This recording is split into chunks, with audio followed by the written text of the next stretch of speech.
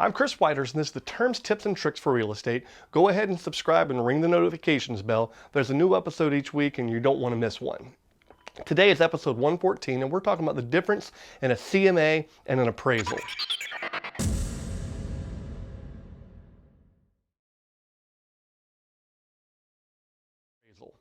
One of the first things a listing agent will typically complete for you is a CMA, a Comparative Market Analysis.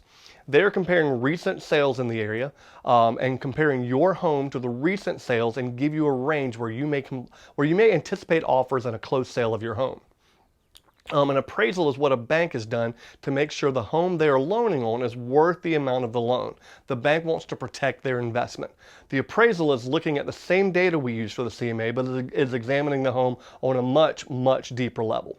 Both of these will try to compare as many similar features to get the home value as close as we can, like the number of bedrooms, the style of the home, size, location, etc. If you like these videos, there's a lot more of them over on my website at chriswhitehurst.com. You can also check out past episodes on my YouTube channel, and of course, I'm on most popular media sites like Facebook and YouTube. Until next time, I'm Chris Whitehurst. Welcome home.